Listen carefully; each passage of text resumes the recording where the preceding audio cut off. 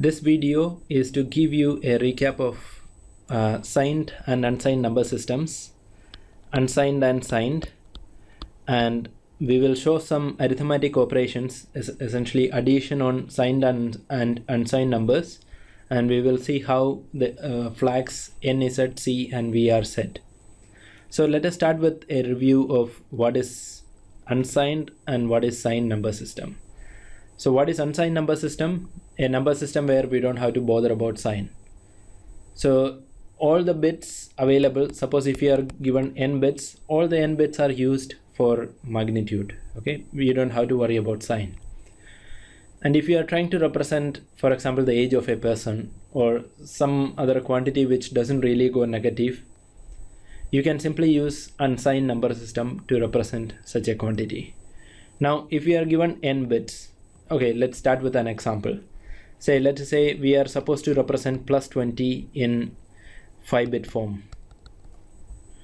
So what is plus 20? 20 is 16 plus 4. 16 is 1 followed by 4 zeros, because 2 raised to n is 1 followed by n zeros. Okay, n zeros. 2 raised to n is 1 followed by n zeros. And 2 raised to n minus 1 is n ones. Okay. Okay, so if you use this property, you can compute the binary equivalent of many numbers very fast. So 16 is 1 followed by 4 zeros. 4, which is 2 raised to 2, is 1 followed by 2 zeros. So 1 0 1 0 0 is plus 20. And since we are given 5 bits, and since the basic representation of plus 20 requires 5 bits, we will leave it there.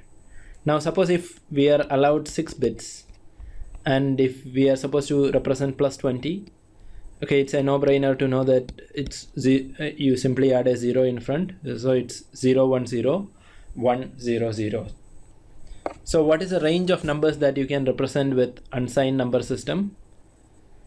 You can represent between 0 to 2 raised to n minus 1. 2 raised to n requires 1 followed by n zeros, which requires n plus 1 bits, right? So the maximum number that you can represent using n bits is n ones, and n ones is 2 raised to n minus 1.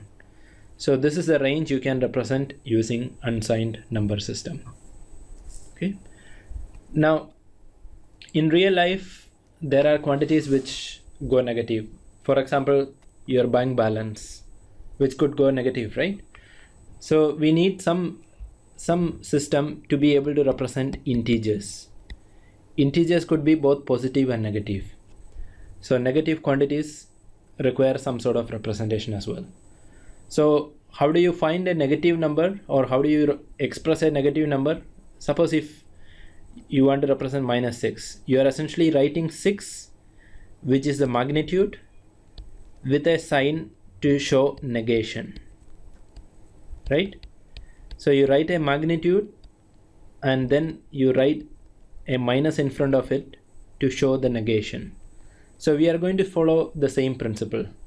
So you first write the magnitude, then put the sign, and sign can be plus or minus, right?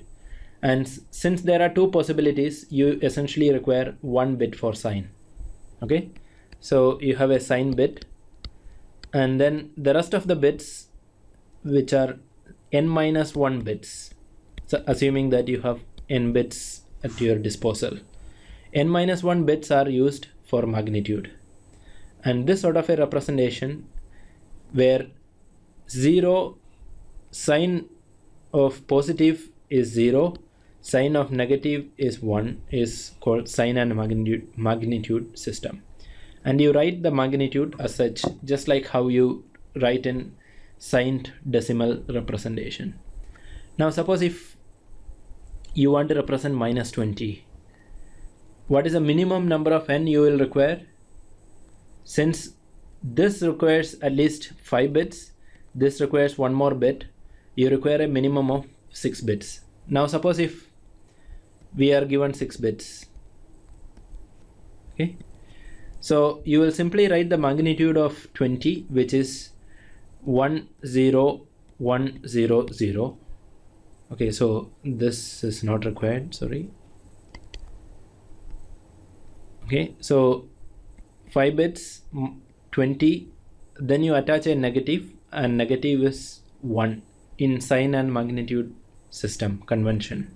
Okay, so minus 20 is represented as 110100. This is your minus 20. What is plus 20? The only difference is your sign bit is 0 since your sign is positive, and this is sign and magnitude system. So what is the range of numbers you can represent?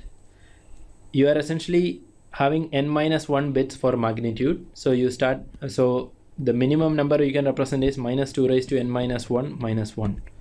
Because since you are having n minus 1 bits, you have a number maximum possible magnitude of 2 raised to n minus 1 minus 1. And it's negative to the corresponding positive number. Right? So this is a representation range possible with n bits. Now, this is your sign and magnitude system. So there are few disadvantages with sign and magnitude system. One of the main disadvantages is you have plus 0 and minus 0. So what is plus 0? Plus 0 is 0 since it's plus, and suppose if you have n and say n is equal to 6 as we had considered earlier. So you have a 5 bit,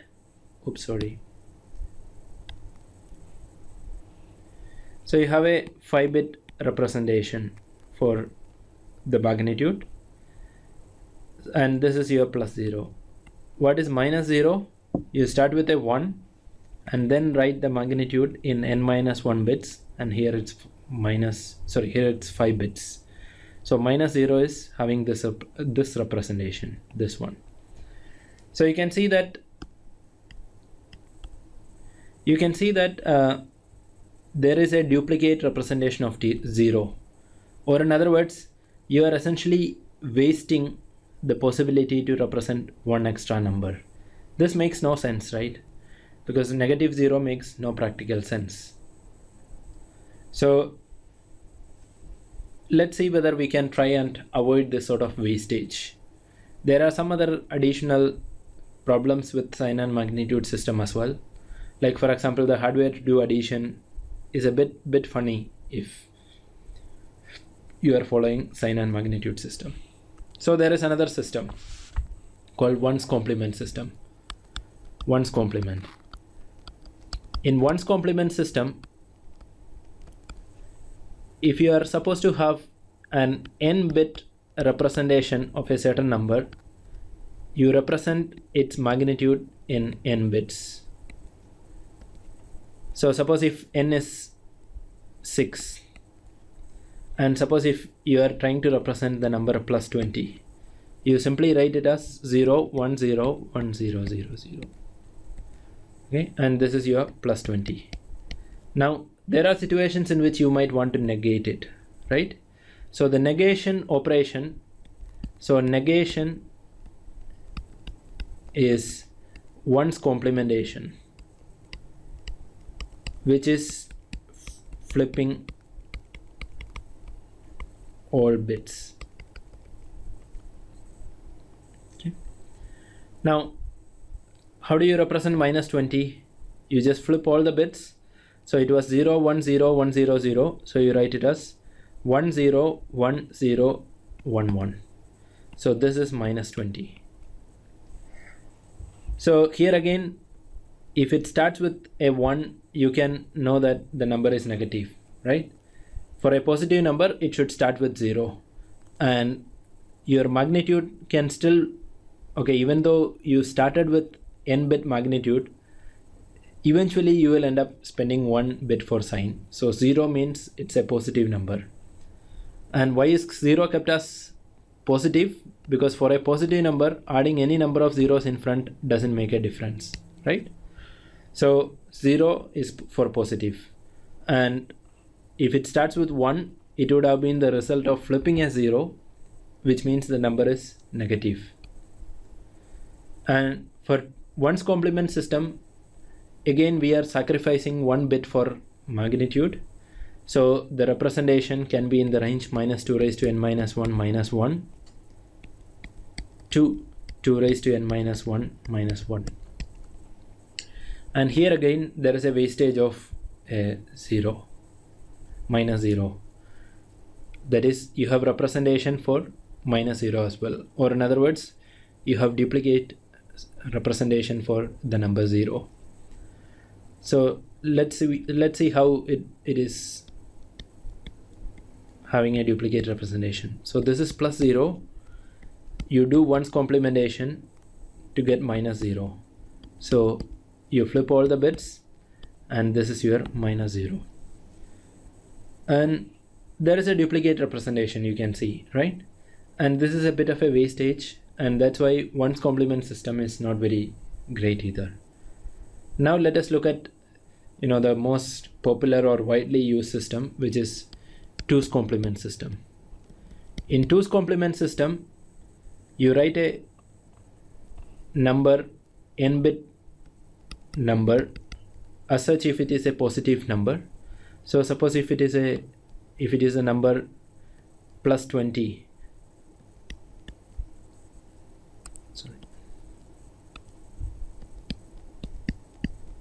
and since we are trying it with 6 bits, you add a 0 in front, and this is your plus 20.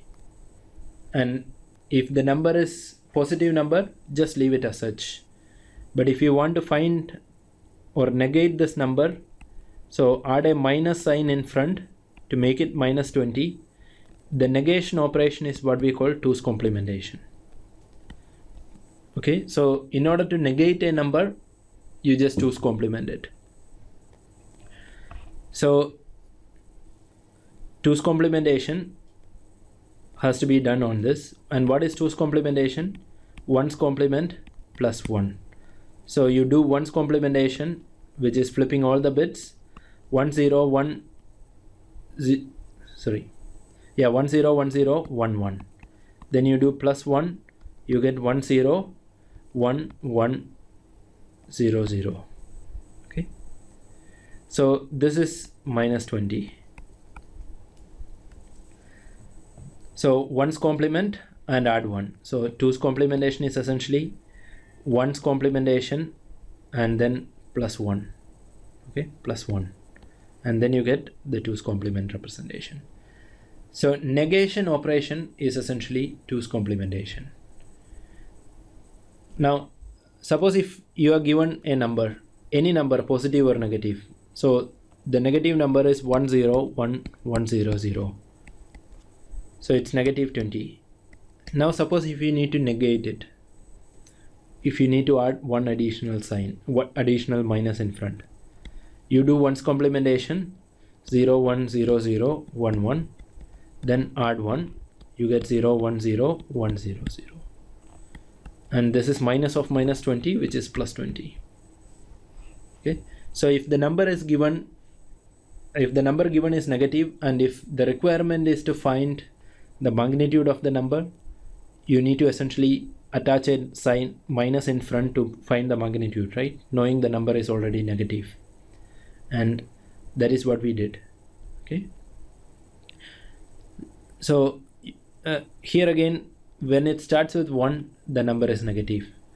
So this is one way to look at it. Another way to look at it to get the magnitude from minus 20 is to somehow remove its sign. Removing sign is essentially reversing the operation you did. So you got minus 20 by 1's complementing and adding 1 to plus 20, right? So you can reverse the operation or undo the 2's complementation by subtracting 1. So that will give us 1 0 1 0 1 1, and then 1's complementing, which is 0 1 0 1 0 0. Okay, so you can see that this can be obtained either by 1's complementation and adding 1, or minus 1 followed by 1's complementation. In other words, doing 2's complementation is equivalent to undoing 2's complementation. And this is an important property to make sure that, you know, minus of minus becomes plus, right? Here you did minus of minus, you got a certain result. Here you undid to get the plus and you got the same result. Clear? Now in practice, if you need to do or undo 2's complementation, you don't have to really go through the step of 1's complementation and adding 1, etc. So start with the number 101, 100, right? In order to do 2's complementation, look for the first one from the right. Look from this side. Look for the first one here. Draw a line after that. Okay? And everything to the right of the line should be written as such. Everything to the left of the line should be complemented. So 1 0 0 1 1 0. And this always works. And this is a very easy way to, you know, do or undo 2's complementation, or to negate a number. Okay? Got it? And what are the range of numbers that can be represented with 2's complement system? Okay, we will see. But before that, let us try to represent minus 0 in 2's complement system. So plus 0 is in 6-bit 2's complement system is this, right? In order to find a minus 0, you first 1's complement and then add 1. So adding 1 would make it 0. Then there is a carry from here. So 0, carry 0, 0, 0. And there is a 0. And there is 1 carry out of the 6th. Okay, this is bit 0, bit 5. And carry into bit 6. Okay, this is bit 0, bit 5, bit 6. So you can see here that there is a carry. What do you do with this carry? You can't do anything about it. You will have to just ignore, because when you are talking about 6 bits, anything out of the 6 bits cannot be represented, cannot be accounted for. So you will have to just throw it away. So throw it away and consider this as your result. And what is this? 0. So this is minus 0. This you started with plus 0. So you can see in 2's complement system, there is no duplicate representation for 0, which essentially means you are avoiding the wastage, or in some sense, you can represent one extra number. Now let us look at what is that extra number. Can you represent minus 32 in 6-bit 1's complement system? Let us see. What is 32? 32 is 1 followed by 5 zeros, because 32 is 2 raised to 5. So this is the representation of 32 in 6-bit form. Now, in order to represent minus 32 in 1's complement system, okay, please note that we are looking at 1's complement here, okay, to see whether you can represent minus 32. So you flip all the bits and you get this number. What is this? 31, right? Because it's 5 bits. So 2 raised to 5 minus 1, which is 31. Okay. And when you try to represent minus 32, you ended up with plus 31, which essentially means minus 32 cannot be represented in 1's complement system. How about in sign and magnitude system? Can you represent minus 32? Obviously you cannot, because in sign and magnitude system you have only n minus 1 bits for magnitude. That is only 5 bits for magnitude, and you cannot represent 32 in 5 bits. 32 requires 6 bits because it's 1 followed by 5 zeros, correct? And this is why we had seen that minus 2 raised to n minus 1 cannot be represented using n bits.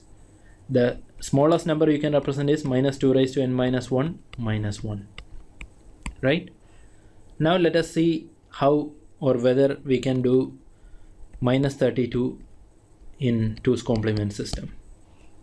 So you start with plus 32, the magnitude in n bit form, minus 32 in 6-bit 2's complement system. Okay, so write 6-bit form of plus 32, then find the 2's complement system. So either you can flip all the bits and then add 1, or you can use my technique. Look for the first one from the right, write down everything, complement everything to the left.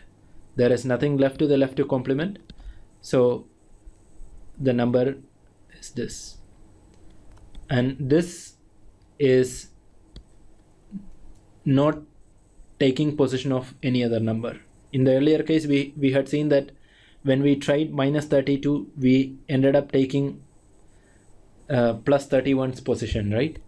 Whereas this time around, when we tried minus 32, we are not taking anyone's position. It's a negative number, so you can find the 2's complementation to find the magnitude, so you get the same number, which essentially means minus 32 can be represented in 6-bit 2's complement system. Okay, whereas in sign and magnitude system or 1's complement system, this is not possible. And here is where we are having a bit of savings. So by avoiding negative 0, you can represent one extra number on the negative side. So what is the range of numbers you can represent using n bits? We have one extra number on the negative side, which is 2 raised to n minus 1, which wasn't possible with the other two number systems. Whereas on the positive side, it's still the same. Clear?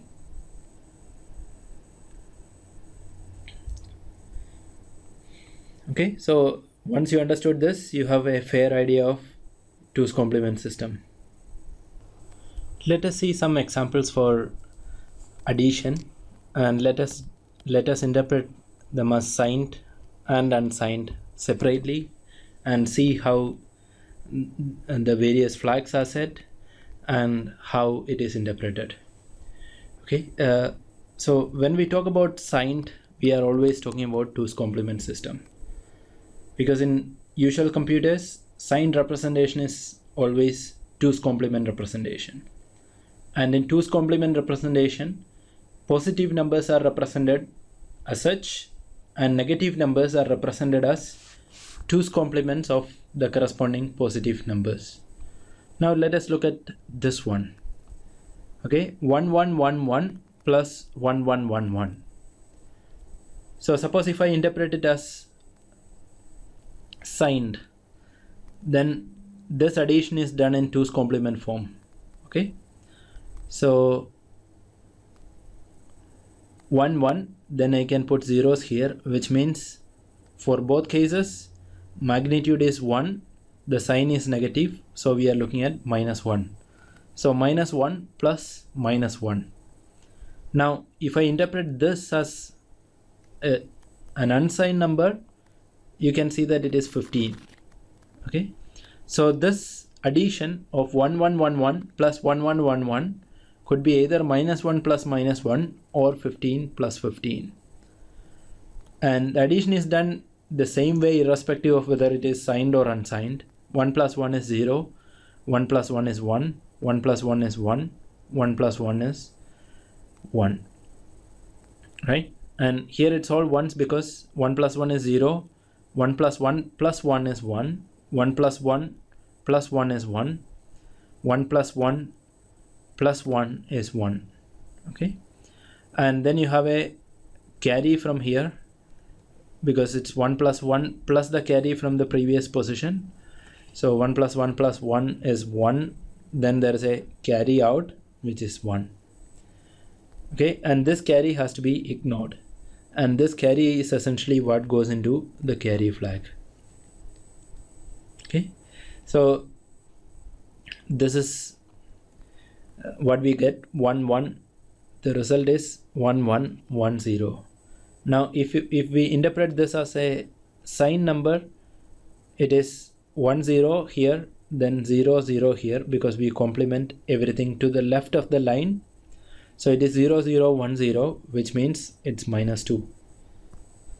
And you can see the result is correct. In fact, -1 plus -1 is -2. Now suppose if this is interpreted as an unsigned number, 1 1 1 0 is 14, right? And you can see that the result is wrong, because 15 plus 15 is supposed to be 30, not 14. Why is the result wrong? Because the result, the original or ideal result 30, cannot be represented within 4 bits, even for unsigned interpretation, unsigned representation. Now Z flag is 0 because the result is not negative. Okay, and V is essentially an indicator of correctness when it comes to signed addition. So signed addition in fact gives you correct result. So V is 0. Now N is nothing but the most significant bit of the result, and the most significant bit of the result is 1, which essentially means the number is negative. Clear? So N is 1, 0, Z is 0, C is 1, V is 0. How about the correctness of the result? V is 0, this is correct. C is 1, you can see this is wrong. Okay. Now in the first glance, V and signed interpretation correctness are related. C and unsigned interpretation results correctness are related. Now let us look at this, the next one, which is 0 0 0 1 plus 0 0 1 0. It is 1 irrespective of the number system, because when it starts with 0 0, the numbers are positive. 1 plus 2 and 1 plus 2, the result is 3. Here the result is again 3. So it's supposed to be 1 here. Okay.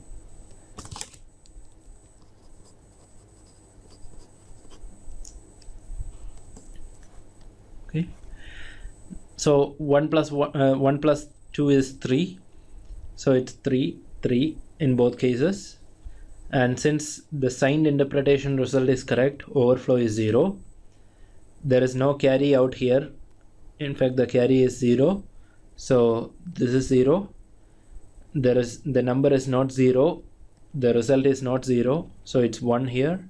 Sorry, 0 here. And there is no carry. So this is 0. The number is not negative, which means MSB is 0. So 0 here. Okay. Now let us look at the next one. 1 0 1 0 plus 1 0 0 1. The result is 1 0 0 1 1, which is done exactly the same way irrespective of signed or unsigned. Now there is a carry out, which is 1 here. So this carry is essentially going to go to the carry flag. And if we interpret this number as signed number, it is 0 1 1 0 will become 0 1 here. So 0 1 1 0, which is -6. Then 1 0 0 1, you flip all the bits. So 1 1 1 and 0, which means -7. So -6 plus -7, and you saw that the result is positive. It starts with 0. So the result is +3. So you can see that the signed addition or the signed interpretation has a wrong result, which means overflow is 1. Okay, now unsigned interpretation, this is 10, this is 9. So 10 plus 9 is still 3. So the result is wrong. And here you can see the result is wrong and the carry is 1. Okay, and for the next one, 0 0 1 0 0 0 1 1, it is 2 plus 7, and the result is a negative number if it is interpreted as signed. So 1 1 1, so minus 7. Okay, there is no carry. When we do a signed interpretation, this number is 2, this number is 7, so the result is 1001, which is 9, correct. And here you can see V is 1, and V is 1 because the signed interpretation gives you a wrong result. C is 0, there is no carry here, and Z is 0, the result is non-zero, and N is 1 because the MSB is 1. Okay, so the point to note here is that this arithmetic has no real connection to whether it is signed or unsigned. Okay, the math is done exactly the same way. Okay, the carry is set without really looking at whether it is signed or unsigned, but the interpretation of the carry is different. And here you can see these are the two cases where your unsigned interpretation gives wrong result, and in those two cases you can see carry is 1. Or in other words, when carry is 1, your result, if interpreted as unsigned, cannot be trusted. And similarly, when V is 1, your result when interpreted as signed cannot be trusted. Okay, so this arithmetic is interpretation dependent. You do it the same way, but you interpret it differently for signed and unsigned numbers. Clear?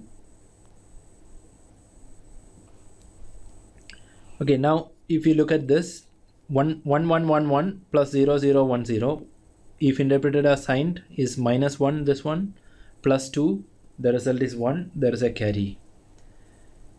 Okay, so you can see that the carry flag is 1,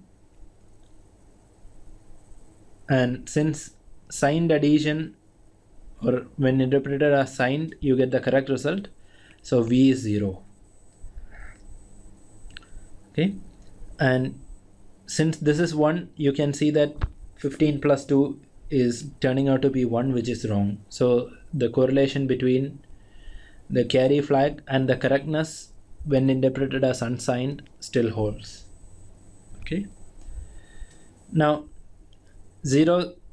next example 0 0 1 0, sorry 0 0 0 0 0 0 0 0, your result is 0, carry is 0, everything is 0 except 0 flag, which is 1, which makes sense.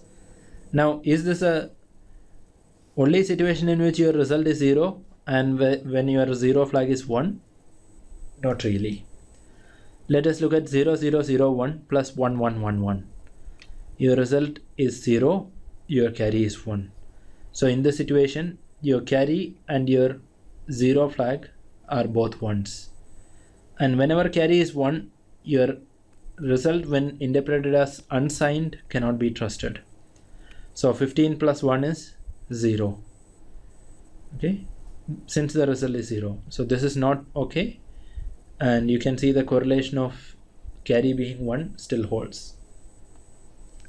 So what exactly is overflow? Overflow is said to occur when your result, when interpreted as signed, is wrong. Okay, so that is a reason why we put ones here, right? When your signed results were wrong. Now how do you detect overflow? Overflow is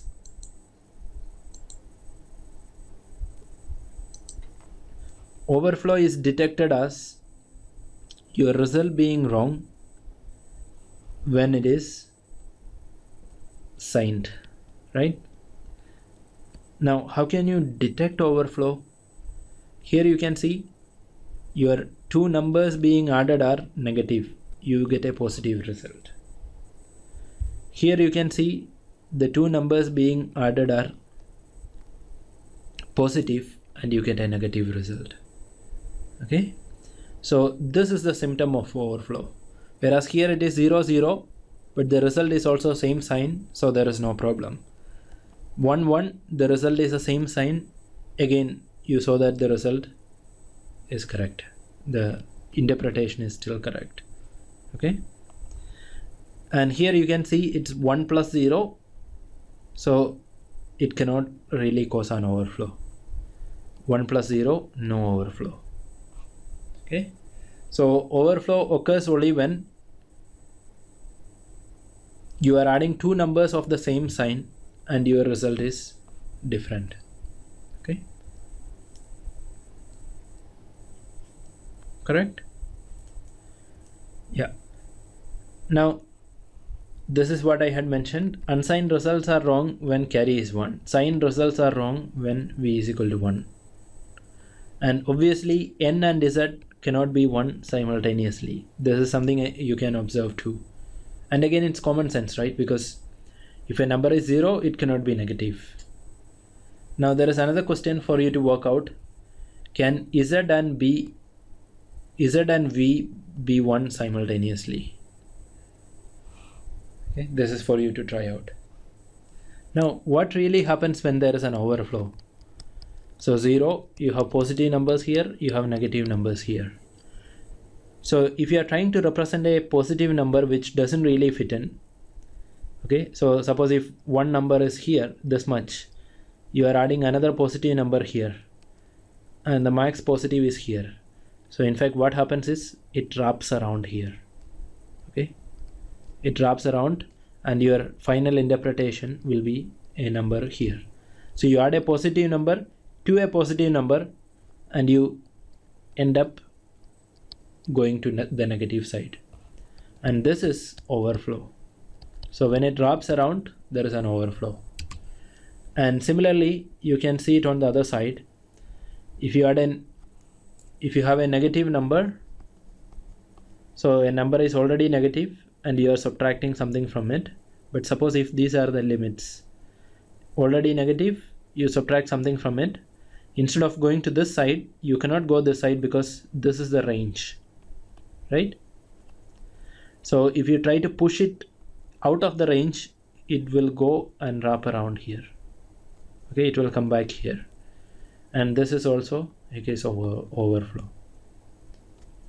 So overflow occurs when you are trying to push it beyond the maximum representation range. So this is in fact 2 raised to n minus 1 minus 1, and this negative range is minus 2 raised to n minus 1, okay, in signed representation.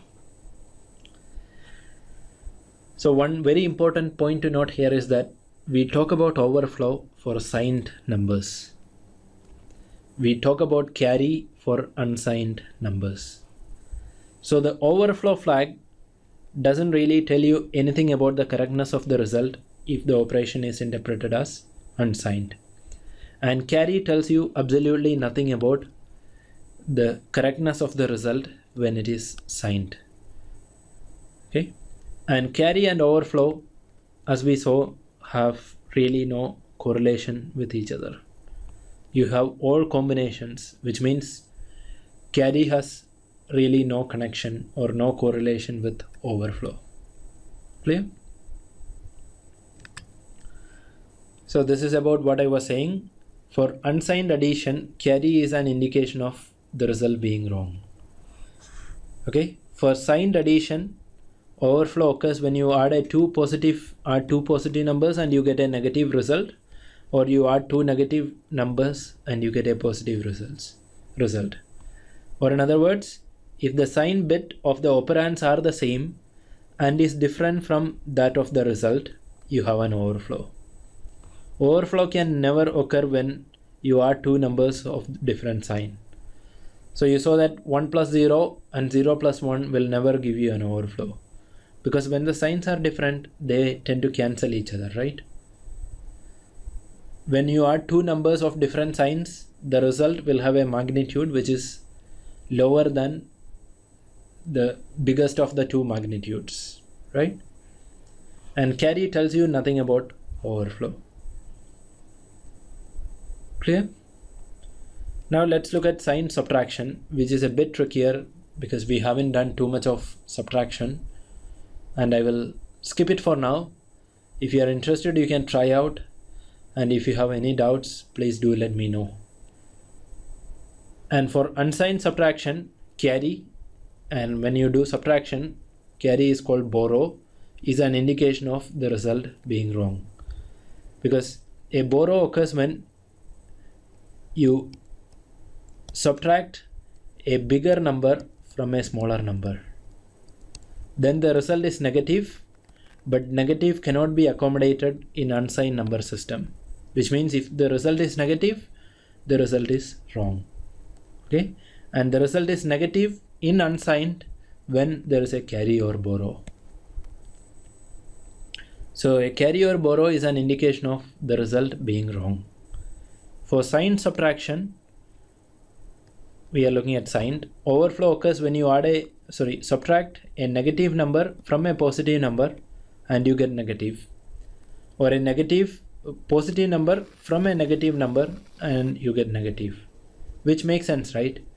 Because positive minus negative is essentially positive plus positive, and you are getting a negative. This negative minus positive is essentially negative plus minus positive, which is negative plus negative,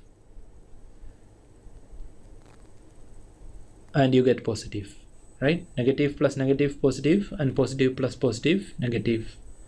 But since it's subtraction, it's positive minus negative, or negative minus positive, and you get a result which is of the opposite sign. Or in other words, if the sign, bit or MSB of the operands are different and the result has the same sign as that of the second operand, you have an overflow. Okay, so here you can see the result.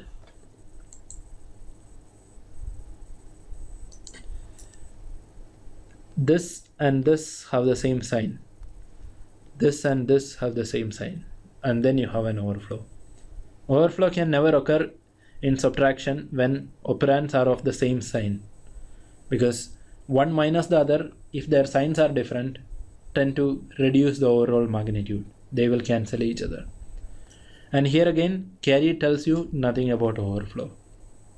Carry is relevant only for unsigned. Overflow is relevant only for signed.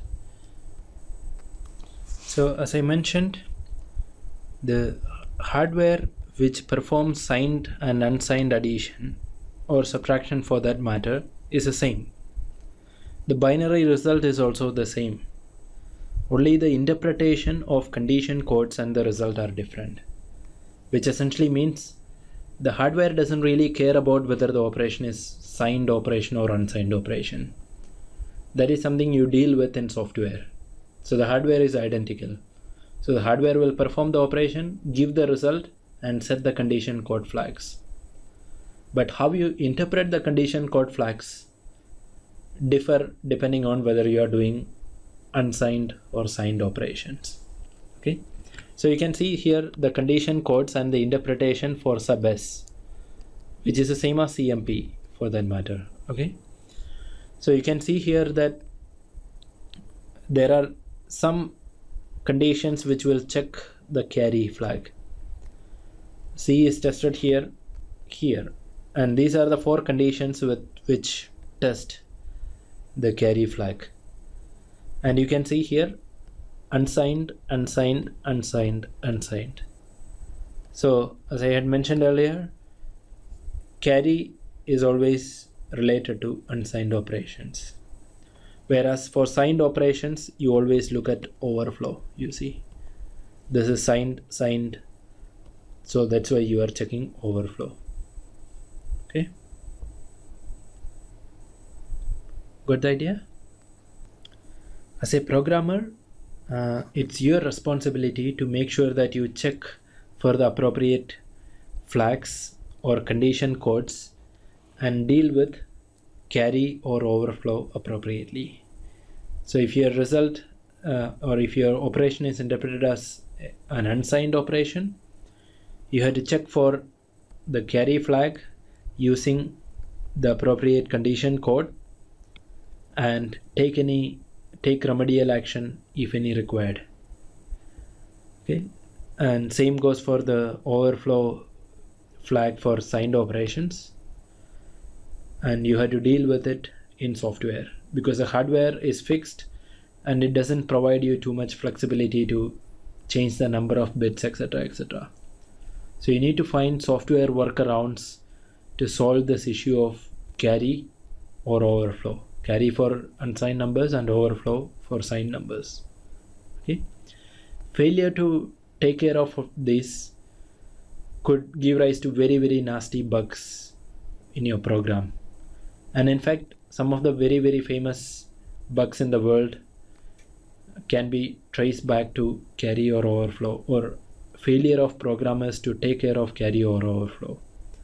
In fact, it has caused rockets to crash, and it has caused a lot of funny situations, a lot of funny and costly bugs. Okay. In fact, not so long ago, the video Gangnam Style had actually caused issues with the viewer count in YouTube. But luckily, Google was smart enough to have the counter made as a sign number, and when they realized that the sign is negative, they stopped incrementing the count. So at certain point, the counter saturated. The counter was not incrementing anymore even after people watched the video repetitively after some point. But Google, being Google, fixed it quite fast. Okay. So that's about it. Thanks a lot for listening to this video.